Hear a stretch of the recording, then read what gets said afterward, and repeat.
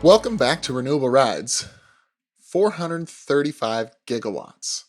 That's how much power data centers are requesting to connect to the Texas grid, a grid that has never delivered more than 85 gigawatts at once, and they're asking them to do it in the next 5 years. Today's highlight episode features Joshua Rhodes, research scientist at UT Austin, non-resident fellow at Columbia University, and a regular contributor to Forbes.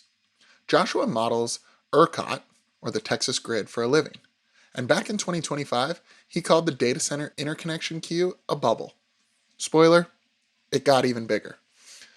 In the conversation, Joshua breaks down what the AI build-out actually means for grid stability, electricity rates, and ratepayers, and why Texas's bet on solar, wind, and battery energy storage may be the thing that keeps the lights on and the costs down.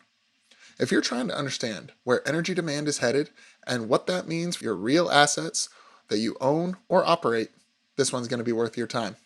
Let's jump in with Joshua.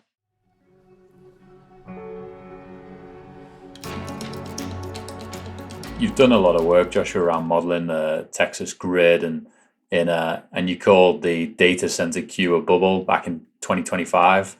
More than 220 gigawatts of requests, 70% from data centers. Yeah. Where is it at now? Where does it go from here? And what does that mean for all of us downstream of that? Yeah, well, the bubble's just gotten bigger. I think the numbers, in the past a few weeks ago, the latest numbers put out were 435 gigawatts and 90% data centers. That's crazy. And so, I called it a bubble and I called it silly back then, but it's just gotten more bubbly and more silly. It's just like, there's just no way, like, for reference, like the whole ERCOT grid, like the maximum amount of energy that it's ever delivered at one time is 85.5 gigawatts. Wow. And so but the total amount of data centers that want to connect are like 410 gigawatts or 435 gigawatts. And they want to do that all in the next 5 years. And so you want to take it took 100 years to get to where we are today. And then in 5 years, we want to 5X it or something like that. Like, it's just, I mean, it's not going to happen. One, because like even if they built that many big buildings and put all the computers in them, you would have to bring everybody in the world who builds power plants would have to come to Texas and do nothing but build power plants in Texas. And I imagine other places in the world are also going to want power plants, that they're also going to want their data centers, like they're also going to want things. And so it's just like from like a full global supply chain, like you couldn't even pull that off, right? And so it's just like, yeah, it's still a bubble, but I mean, like, even when bubbles burst, there's froth left over, right? And so like, there's a lot of data centers that are getting built. I mean, I've driven by, I've seen them myself. There's a lot of data centers that are going to get built, and the grid's going to grow. It's just like, 2 years ago, my job, got a lot harder. My forecasting job, when I'm, estimating what, how much energy ERCOT's going to consume in 2030, 2040, 2050, got a whole lot harder when all of a sudden we went from just a, normal 2.5% growth, per year to 20, 30, 40, 50% growth per year. Like, it's still hard to tell how much of this is real. Yeah. And have you got any thoughts on, traditionally Texas rates have been fairly competitive nationally. Yeah. Do you think that's going to be severely impacted for consumers downstream of this froth? Yeah, I mean, there's a couple things. Is like, the higher utilization rate of infrastructure generally drives down costs, and so if we're consuming more like electricity over the same infrastructure, then that can drive the per unit cost down.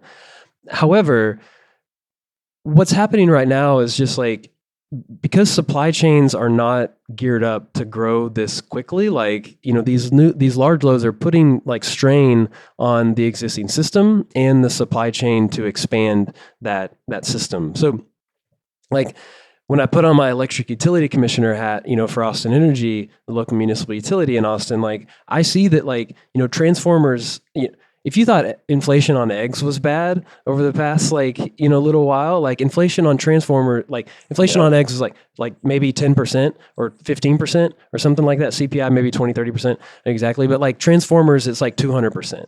Wow. Like wires it's like 180%. Like switch gears to 2 to 3x like what they were a couple years ago, because like everybody wants this infrastructure right now, and just with classic supply and demand, if everybody wants it now, that's going to drive the cost up for this stuff. And it's kind of like when you buy a house. Like if you buy a house at the top of the market and then the market corrects, like your lender doesn't give you a break on the principal like down the road, right? And so if we buy a bunch of infrastructure right now at premium prices and then like things cool down later, we're still going to be paying off the mortgage on that high priced, infrastructure. Mm. And so like I do think it's going to have an impact on rates. Now, Texas isn't the only place where like all this stuff is looking to grow, and everyone's paying buying this stuff off of the same markets. And so I mean I think it's going to put upward pressure on prices all around. But there's a lot of things geopolitically that's putting pressure on prices all around right now. Yeah, I'd love to dig into that on the Iran and Strait of Hormuz front and get your impression on that. Just before you do, you mentioned Austin Energy. Yeah. In terms of all of this demand for energy and interconnection, how do we ensure that the utilities are just not like completely bogged down with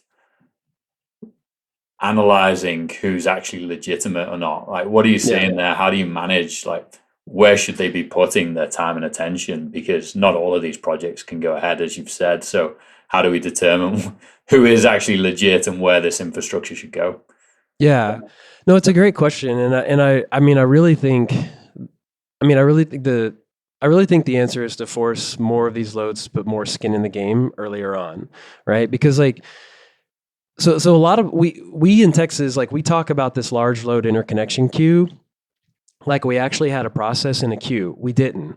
Like we've had a queue for generators for a long time. Like if a wind farm or a gas plant wants to connect to the system, there's a very detailed known process that you followed through. You did your studies, you got to this point, and then once all the boxes were checked and your fees were paid, like you were able to connect to the grid and do things. And we called that the generator interconnection queue. And then we just started calling this thing the large load interconnection queue. But there was no process because like we didn't have to have a process before it. Like I talked to one transmission service provider in Texas a couple months ago, and they said, like 3 years ago, they would have one large load study at a time. And so that's just manageable. Like you can do that. Like you can just work that in the normal operations of the system. But at that time, they had 100 concurrent ones going on at the same time. And some of the data that ERCOT just put out showed that one of the biggest transmission service provider has like 280 of them going on like That's at the same insane. time, like right now. And so like it just like it's just a different paradigm. So we're trying to like build this plane as it's already like flying across the sky here in terms of like how do you say who gets to connect and who doesn't, and how do we make sure that like we're not putting cost on the wrong people.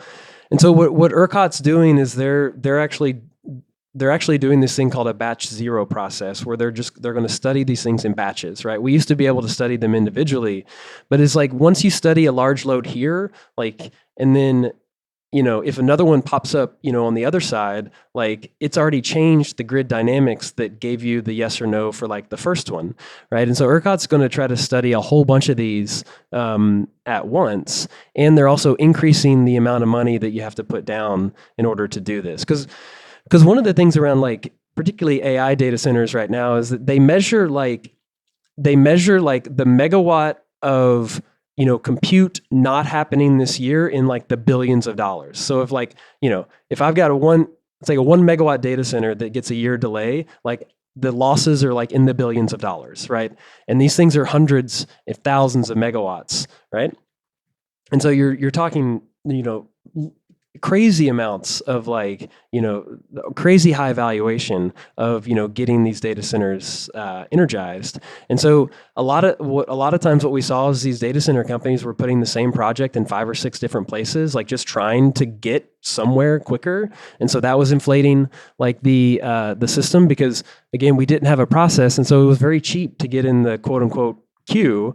But we're trying to change that now. And I think it is like, okay, if you're really serious, then yeah, put down some millions of dollars, some non-refundable millions of dollars. If you're, we'll go towards your cost if you're actually real. But if you're going to be, fly by night or just trying to flip a project, make it hurt if you are not real. Yeah, that seems like the right approach, and we've heard that in other markets as well, that they're just ratcheting up the dollar values, and I think that's appropriate, because there is real cost in even doing these studies, Oh yeah, and someone's got to pay for those costs at some point or another. right. I do want to touch on one thing you've mentioned a couple times: supply and demand, and we've seen ERCOT. I'll use your term, as a bit of a petri dish in the energy world, and Yeah. we've seen some pretty wild events where there's supply demand imbalances, and Yep. you said that or some of your forecasts were showing that demand was going to exceed supply here in this year in 2026. How's that playing out, and do you still think that's the case as we get into the summer months, and how's that going to impact ratepayers and particularly businesses?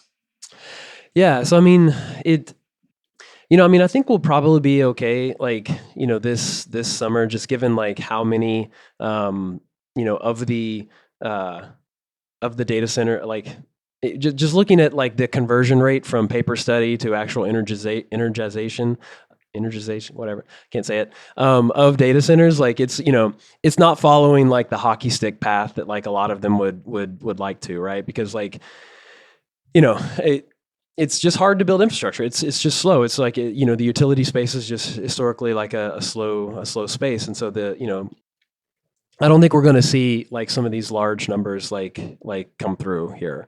And it's like the grid operator isn't like, they're not going to essentially allow, like, they're not going to connect so much load that they put the system at risk of doing this, right? It's like, and they know that, everyone knows that. And so it's like, it's kind of more or less just annoying that these numbers are just this large, kind of at this point. But I mean, one of the things that Texas does have going for us, particularly going into this summer, is like we have built so much solar in this state. And a lot of that's utility scale, there's a lot of distributed solar out there too. And the thing with solar that's just great about Texas is like, particularly right now, like, the residential consumer is the swing consumer in Texas, right? And it's based on air conditioning in the afternoon. But it's the same sun that heats up a home that, makes an air conditioner run, is making, electricity in solar panels. And in Texas, we also have a geographical advantage where the best solar resources are further west. And as the sun moves from the east to the west, we generally have better alignment with peak demand and like solar production than in states like California, which are more north-south and narrower. We're tall, but we're also wide. And so like we can like gather we get a little bit, we get some help when it comes to that type of thing. And then in the evening time, we've already built out a whole bunch of wind, and that generally picks up well at night, even in the summer. The only real gap is kind of like a 6 to 9, 6 to 8, 7 to 9 kind of period where the sun's gone down before the wind picks up. But then we've also built like 20 gigawatts worth of energy storage like on the system. And so, but all of this is because the way that the Texas market works is that it incentivizes like the cheapest like form of energy, to show up, and it doesn't do it by mandates. It doesn't do it by picking winners and losers. It allows the market to work, and I think we're seeing the market work here. And so I mean, I think we'll like, I think it is going to continue. I think it's going to continue to work. If you look at our interconnection queue, it's just chock full of, more wind and more solar and more storage. Yeah, it's been interesting, hasn't it, seeing some people actually cancel their gas projects because the economics didn't seem to pencil or the supply chain risks made it too hard to execute. You said in 2025 that blocking renewables would cost Texans $15 billion over 15 years. Can you just build on that discussion then around, like, obviously solar and wind are driving so much value. What is the current state of play, and how do you think this is going to play forward? Yeah, so I've done a fair bit of work on looking back historically, like trying to do a counterfactual, like what if we had never built any renewables in Texas? What would that mean? And it's like in the tens of billions of dollars, more in electricity cost that we would have paid, and not only in more costs but more emissions. We'd consume more water in the power sector, which water's a scarce thing in Texas. And so, one of the great things about, renewables, one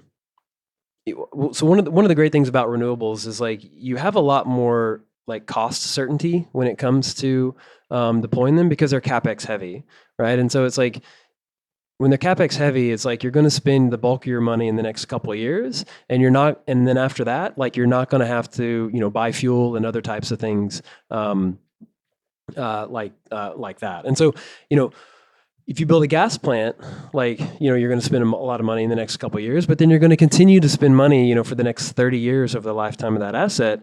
And while you can hedge and lock in and, contracts for fuel costs and things like that, like, you're never going to perfectly know what it's going to cost to make, energy with, that piece of equipment, in 20 years. And, we've seen, periods of time, like after, Russia and Ukraine in 2022, like, natural gas prices tripled, and, like, a lot of places, like, that get a lot of their electricity from natural gas, like, electricity prices went up. Texas gets a lot of its electricity from natural gas as well, but we also have a lot of wind, we have a lot of solar, and it can act as a pretty good hedge against, like, that volatility, because Texas is a competitive market for electricity, and so the price of electricity is generally set by what we call the marginal generator. And so it's like, the more cheap things you put kind of in that system, like, the lower the cost of the marginal generator is, and that provides savings for everybody, no matter where you are in the state. We receive a lot of questions from business leaders around the world wanting to learn more about the energy transition, what is possible, and where to start. So to help you stay informed and up to date on best practices, opportunities, risks, and success stories, we created an industry newsfeed at VECKTA.com/news with all our podcasts, blogs, and newsletter. Check it out and connect with Dan, myself, and the VECKTA team to learn more. Cheers and have a good one.